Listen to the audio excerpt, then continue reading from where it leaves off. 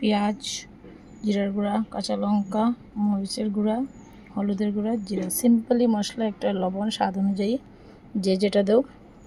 এটাই সিম্পলি মশলা দিয়ে এখন এটা আমি মিক্সড করে নেব। এইভাবে মিক্সড করিয়া সব কিছু মিক্সড করে নেব।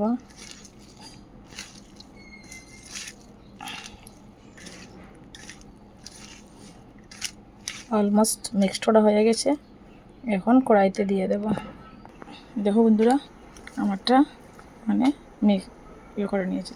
আর জালটা তোমরা যে বেশি খাও বেশি দিতে পারো, কম খাইলে কম দিতে পারো, বাট আমি একটু বেশি জাল ভালো পাই, তার লেগে মরিচের গুঁড়াও দিয়েছি, সাথে আবার দিয়েছি। কিন্তু এটাতে কোনো জল অ্যাড করবই না, কোনো জল অ্যাড করব না, শুধু জল ছাড়া তেলেই দিয়ে দেবো। এখন আমি কড়াইয়ের তেল অলমোস্ট গরম হয়ে গেছে, কড়াইয়ের তেলে দিয়ে দেবো।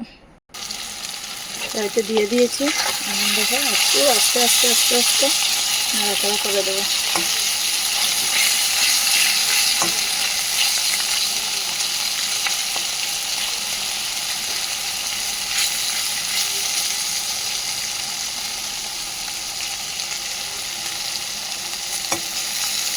স্টিমটা কম রাখবো, আর বেশি দেবো না, কেননা আস্তে আস্তে হতে হবে এটা।